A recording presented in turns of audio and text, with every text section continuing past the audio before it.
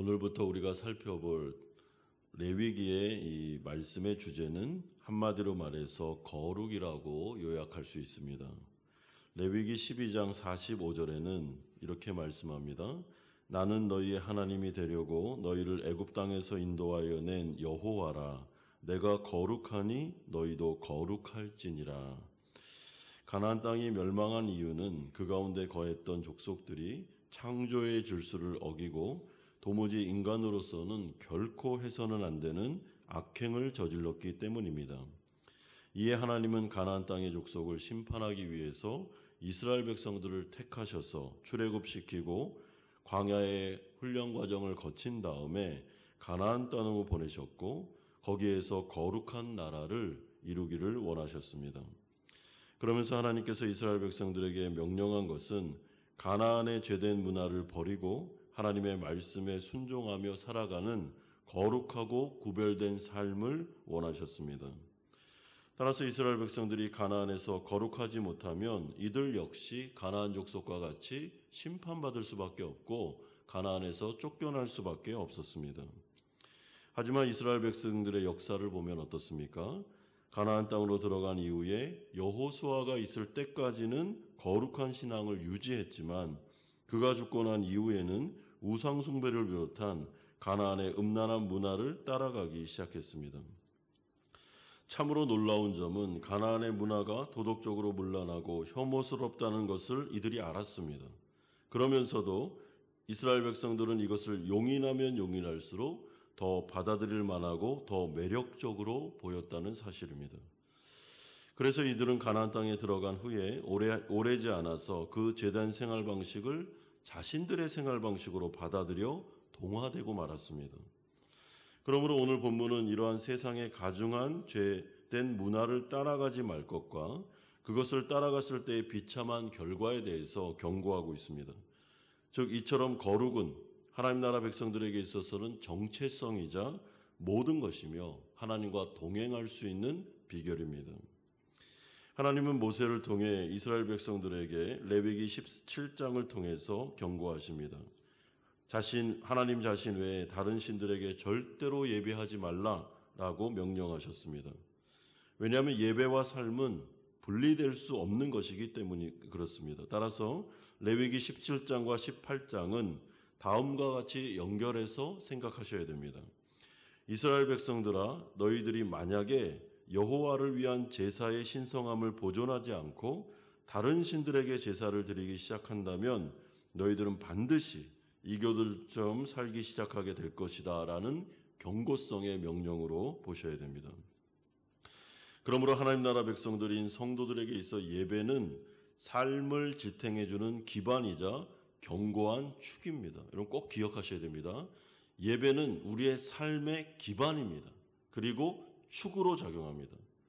따라서 성도들에게 있어 예배가 무너지면, 교회에서 예배가 변질되면 삶은 볼 필요도 없습니다. 왜냐하면 예배는 삶 전체를 반영하는 바로미터이기 때문에 그렇습니다. 따라서 어떤 신자가 예배에 대해서 등한이 안 되든지 예배를 굉장히 가볍게 여긴다면 그의 삶은 무너질 수밖에 없음을 말해주고 있습니다.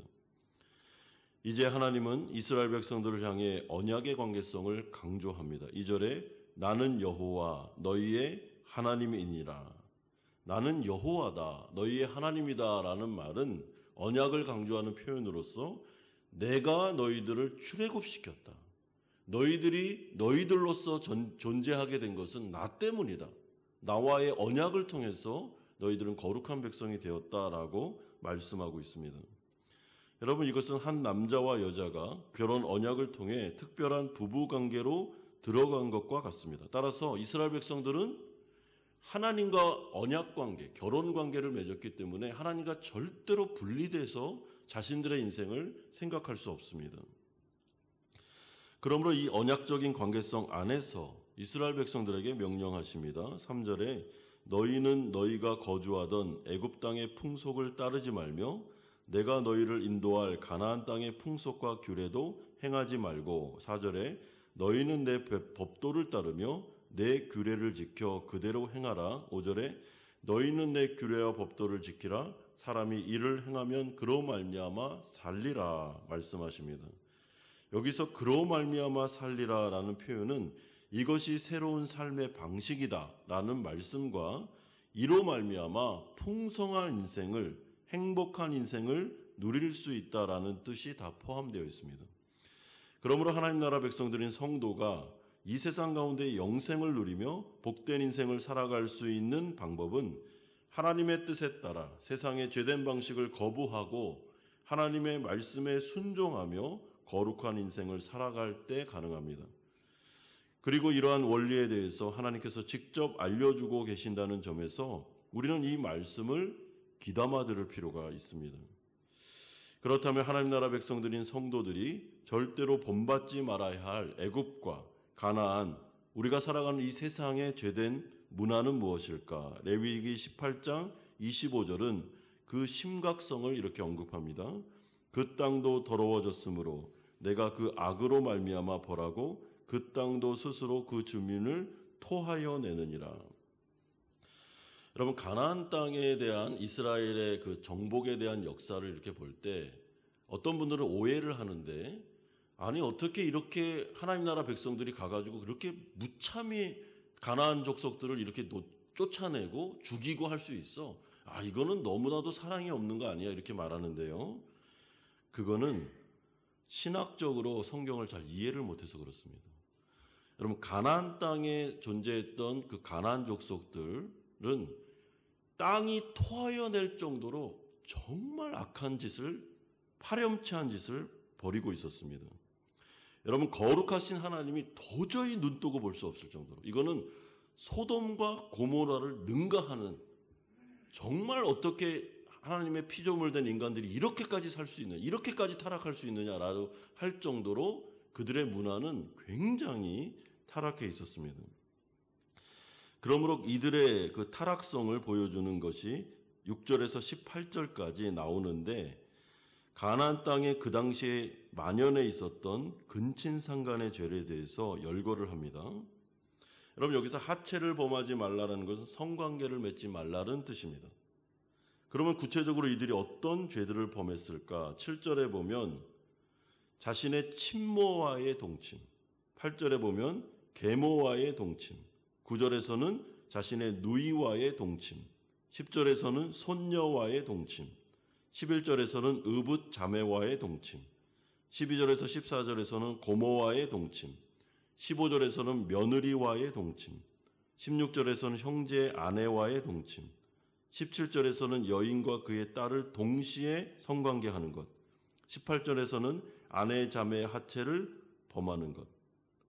이런 일들이 그 당시에 가나안 땅에는 그게 문화였습니다. 그냥 그렇게 다 해도 아무도 이 부분에 대해서 말하는 것이 없었습니다.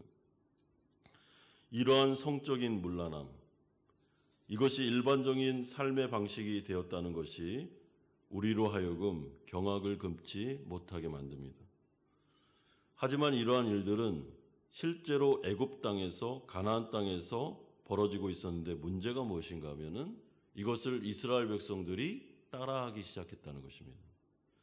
그리고 가나안의 우상 문화 가운데는 제사를 드리고 난 다음에 대규모의 다산의 의식을 일환으로 종교적인 매춘이나 수간, 여러분 수간이 뭔지 아시죠? 동물과 성관계를 맺는 것, 이런 구역질 나는 성적인 행태들이 벌어지고 있었는데, 이 부분에 대해서 이스라엘 백성들이 하나님께서 절대로 하지 마라, 그거는 하면 안 된다라고 경고했음에도 불구하고 이들은 이것을 따라가고 자신의 문화로 받아들이기 시작했습니다.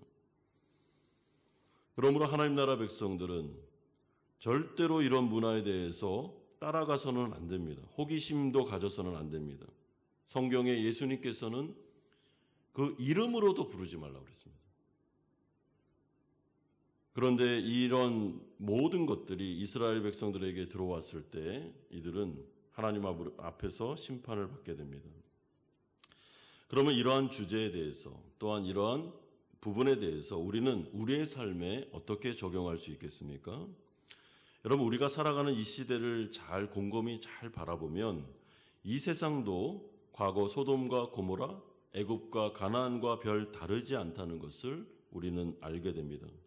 성적인 방종들, 매춘을 비롯한 음란물들, 술 접대 곳곳에 만연해 있는 성접대 문화들, 스마트폰과 인터넷의 불건전한 문화들, 이 모든 것들은 이미 우리의 가정 안까지 들어와 있으며 우리의 마음속에 있음을 생각하게 됩니다. 그러면 오늘 본문의 이 말씀에 따라서 하나님 나라 백성들인 우리가 이스라엘 백성들의 잘못을 따라가지 않기 위해서 해야 되는 것은 죄와 피 흘리기까지 싸우면서 은혜 수단들을 사용하는 것입니다. 여러분, 아까 제가 말씀드린 대로 예배가 무너지면 일상은 무너질 수밖에 없다고 말씀드렸습니다. 왜냐하면 하나님 나라 백성들은 하나님과 나를 이렇게 분리해서 생각할 수 없습니다. 그러므로 하나님께서 교회를 통하여 은혜의 수단들을 우리에게 주셨는데 회개라는 은혜의 수단, 예배, 기도, 말씀 묵상, 성령을 의지하는 것, 성례, 그리고 공동체에서 서로 붙잡아주고 서로 위로하며 서로 이 길을 걸어가는 이 은혜의 수단들을 성령 안에서 잘 활용하면서 나아갈 때 죄와 피 흘리기까지 싸울 수 있습니다. 그리고 이길 수 있습니다. 여러분, 죄와 피 흘리기까지 싸운다라는 말을 곰곰이 잘 생각해 보십시오. 어떤 사람이 다른 사람하고 막 피가 터질 정도로 싸운다는 것은 싸우고 또 싸우고 또 싸우고 또 싸우고 넘어져도 또 싸우고 넘어져도 또 일어나 또 싸우고, 그러니까 완전히 피투성이가 될 정도로 싸우는 것을 말합니다. 그 정도로 이 죄는 너무나도 무서운 것이며, 그리고 이것은 그 정도로 싸우지 않으면 절대로 이길 수 없는 싸움입니다. 그런데 어떤 사람이 내가 성도가 맞다라고 하면서도 죄를 마음껏 수용하고 그냥 마음껏 죄를 지으면서도 내가 성도다, 그리고 난 죄와 전혀 싸우지도 않으면서도 내가 성도다라고 말한다면, 여러분, 구약 성경에 나오는 이 이스라엘 백성들의 그 타락한 문화들 보면서 뭐가 다르겠습니까? 그러므로 성경은 하나님의 법도와 하나님의 규례, 하나님의 말씀을 마음속으로 계속해서 입력하면서 은혜가 왕노릇하고 있음을 기억하고 성령을 의지하여 제된 환경을 피하고 은혜 수단들을 잘 활용해서 회개와 예배와 기도와 말씀 묵상, 성례와 교회에 제공한 일상의 은혜 수단들을 참석함으로 죄를 지었을 때는 곧바로 회개하고 다시 정결을 회복하고 말씀과 기도에 힘쓰면서 세상 문화를 피하고 바꾸고 거룩한 성도로서 살아갈 때 하나님께서 우리 가운데 은혜 주실 것임을 말씀하고 있습니다. 따라서 절대로 한 번, 두 번 호기심의 죄에 빠지는 일일랑 하지 말아야 됩니다. 한두 번, 두세 번이 습관이 되고 중독으로 나아갈 수 있습니다. 그러므로 내 마음속에 경고등을 피고 이 음란하고 이 어그러진 세상 속에서 정말 너무나도 만연해 있는 이 성적인 타락과 그리고 죄가 만연해 있는 이 세상 가운데 성도는 항상 매일 매 순간마다 경고등을 켜고 정말 성령 안에서 조심하면서 나의 거룩성을 지켜나가야 되고, 교회 역시 마찬가지입니다. 교회가 거룩을 잃어버리면 그때부터는 성령의 능력을 잃어버리게 됨을 기억하면서 정말 조심하며 인생을 살아가셔야 됩니다. 그리고 이 모든 죄는 우리의 노력만으로는 이길 수 없습니다. 성령의 은혜가 있어야 됩니다. 그렇지 않으면 삼손과 같이 두 눈이 뽑히고 머리가 잘려진 상태로 모든 능력을 상실한 그런 교회, 그런 성도가 될 수밖에 없습니다.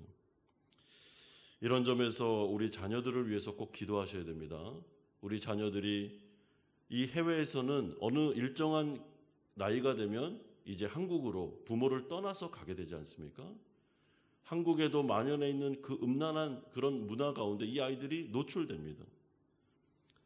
그런데 이 아이들이 거룩을 지킬 수 있는 방법은 하나밖에 없습니다. 회심을 통한 성령이 그 안에 내주하시는 것입니다. 성령이 계셔야 됩니다. 그래야 이길 수 있습니다. 그리고 좋은 만남, 목사님과 교회와 그리고 친구들, 좋은 친구들을 만나야 이 아이들이 그 죄된 문화와 피 흘리기까지 싸우면서 살아갈 수 있는 것입니다. 이 말씀을 잘 생각하시면서 오늘 이 새벽에 하나님 나를 거룩하게 하옵소서. 우리 교회가 거룩한 교회가 되게 하옵소서. 숨은 죄가 없고 정말 주님 앞에서 회개하고 거룩을 유지하고 또한 하나님 앞에서 능력을 되찾는 그런 교회가 되게 해달라고 기도하시는 시간 되시기를 주님의 이름으로 축원드립니다.